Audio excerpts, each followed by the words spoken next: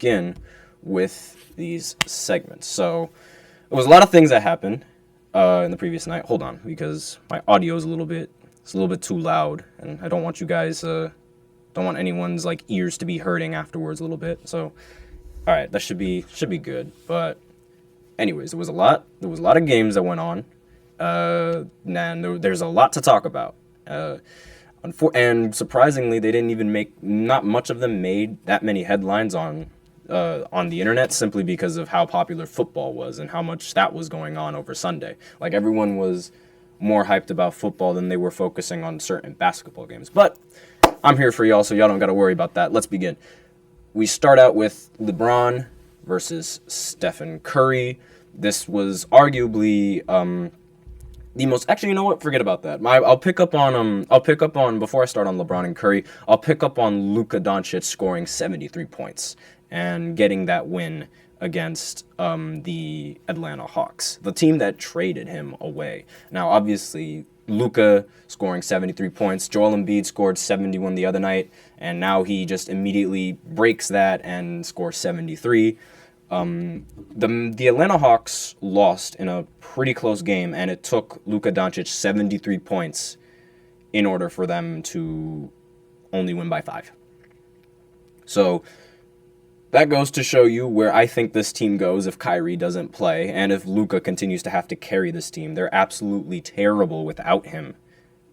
It does not make any sense. Like, these are the numbers that he put. The numbers that he put up in this game are literally like numbers ripped right out of 2K.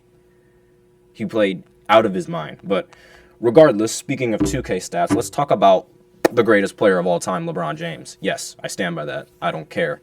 This weekend was extremely the most hyped matchup. Not for football, but just for basketball as well. There was a lot of games that had some intense matchups this weekend.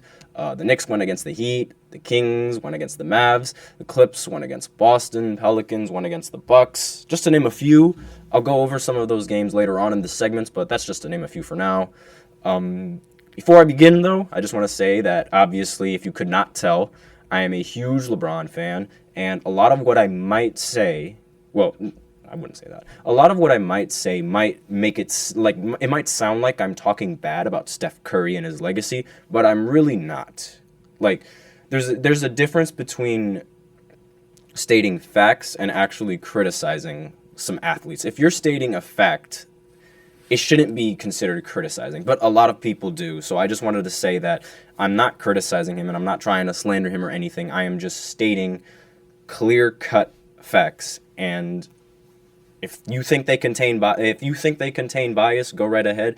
But you don't have to take it seriously if you don't want to. But I personally don't think it would contain bias. That's just me, however. So let's get back onto the matchups where we have Bron and Curry, arguably the most famous NBA players out. You don't need to know basketball to know that these guys exist. Their reputation speaks for themselves. They've matched up against each other 4 straight times in the NBA Finals.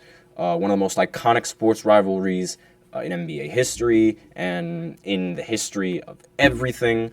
Curry won the first matchup, but LeBron ended up winning the second matchup in the most iconic way by coming back 3-1 in the NBA Finals. Probably the greatest comeback in NBA history and maybe even world history. Who knows? But part of what makes this rivalry so iconic was at the second half of the rivalry, where Kevin Durant makes the move of deciding to join Golden State in free agency, essentially guaranteeing Golden State a final spot and arguably a finals win.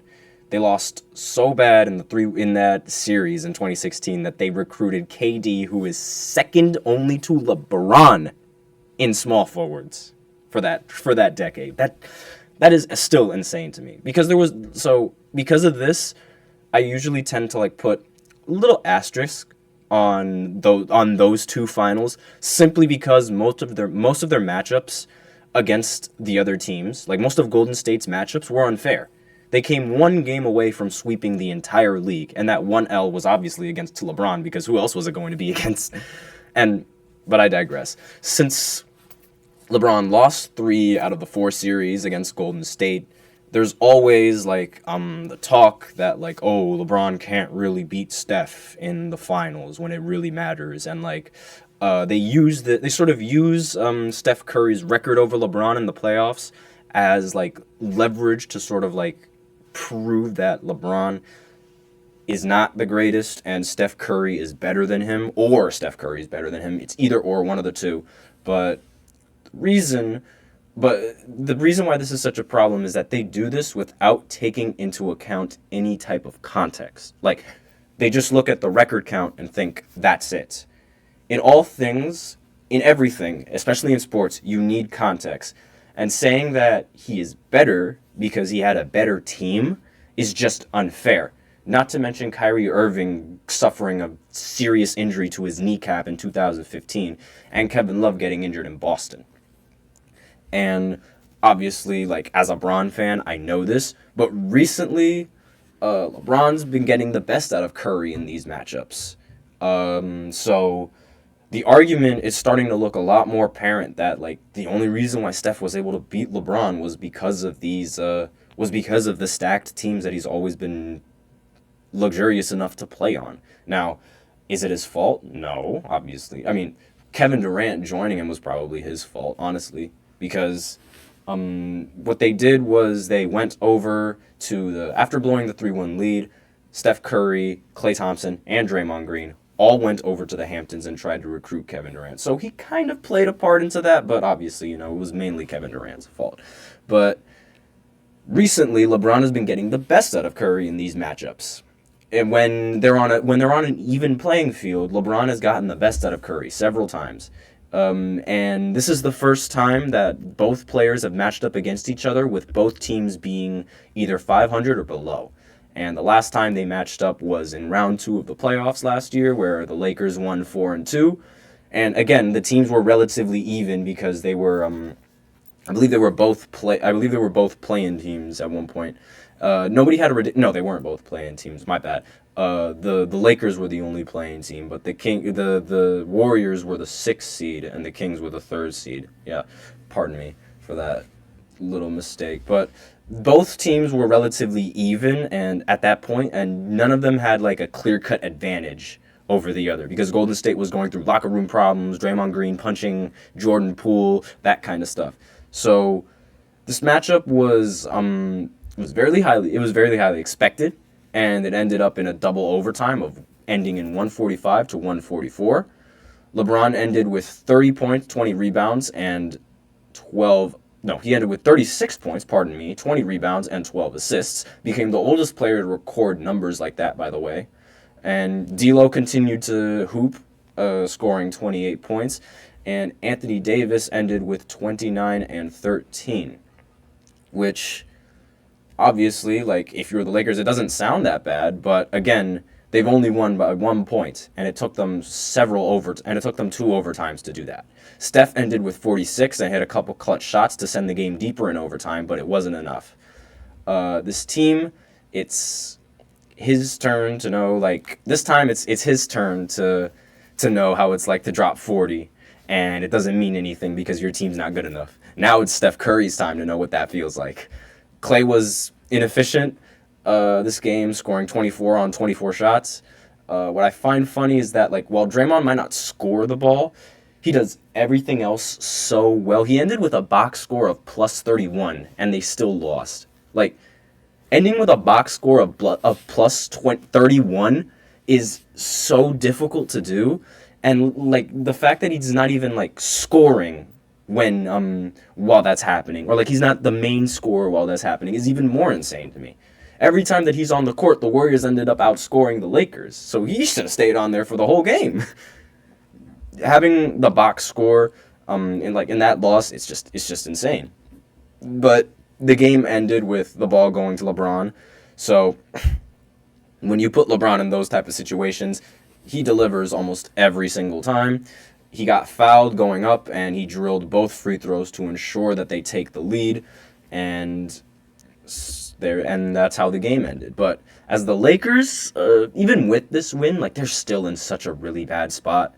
It took LeBron playing 48 minutes and dropping those ridiculous Wilt type numbers that I told you. Well, not really Wilt, I guess you could say. Those insane numbers that I told you about, those ridiculous, that 36-20. It took him 36-20 just for them to win by 1 point and 2 overtimes. The same could be said about Steph and the Warriors right now. It took Steph 46 points and a bunch of missed shots and a bunch of made shots just for them to lose by 1 point to a really bad Laker team. The Lakers, again, didn't have many players come off the bench. Only 4 of them came off the bench. So I have no idea what in the world the rotations are going on, what they're going to be for the playoffs. I don't know what Darvin Ham is. I don't know what he's doing. I don't know what the move is. I don't know if they make how they're in like no real position to like make a very good trade for a very good player, in my opinion, unless they make some like ridiculous like 3-team trade and get everyone involved or something like that. But I don't really see them making one. They had Prince end the game with like 0 points and 4 fouls, and he was one of the starters. Like, first of all, why is he out there? And then second of all, how do you expect to trade that? Like, how do you expect to trade value like that? You can't. This team is like, it's lucky that they have LeBron. They would literally be, I wouldn't be surprised if this team, they also have Anthony Davis, so that might help too, but I wouldn't be surprised if this team fell to, with the way Anthony Davis has been playing recently, I wouldn't be surprised if this team fell all the way down to one of the worst teams in the league, even with Anthony Davis on the team, simply because of their terrible roster, their rotations, and the fact that nobody on that team can like run a legitimate offense, in my opinion. This win puts the Lakers positive by 1, which is good enough for the 9th seed. Even though like I harp on the Lakers for being not that good of a team, they're still the 9th seed, but they're primarily the 9th seed because of LeBron and Anthony Davis constantly showing up every game. Without them, they wouldn't be nowhere near as good as what they are now. Like, obviously, when you could say that about like every team, but it is just most apparent with the Lakers. It is the most apparent. It's the LeBron effect. Well, so I might have been aggressive and like make it seem like they're way worse than what they actually are, but they might be the 9th. But like the West is so close that like they could move all the way up to 6 if they just win like 4 in a row. That's a possibility. And like if the other teams like they lose some games, then they can move up in the seedings. But like the fact that all they have to do is win 4 games and they're in the playoff spot just like that, it's not even that bad. Like, and before All-Star break, pre-All-Star break, not bad. The reason I'm so tough on them is because of their lineups and their rotations. Like they aren't where they should be compared to like other teams. The same could be like the Warriors have a different problem. Their problem is that their talent is lacking. They've had several close games, yes, but they don't necessarily meet the moment in the fourth all that much. Klay Thompson has been a little inefficient, but recently there have been some positives coming by, like Jonathan Kuminga and Andrew Wiggins. They've been playing a little bit better, so maybe they could go on a nice little post-All-Star run to clinch a playoff spot, or maybe they could like make some noise in the play-in game and make it to the playoffs that way.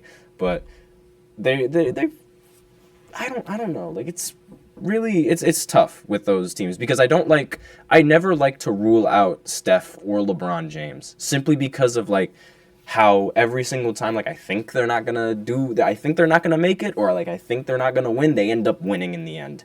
So I always tend to just wait until like I know that their time is up for sure before like I rule them out indefinitely. So it's like it's really difficult for me to weigh in this situation right now because I don't think the Warriors have enough of anything to be able to remain effective at the way that they're playing right now and the way that their stars are playing right now. Like, unless the stars bring in like that production, there's no hope.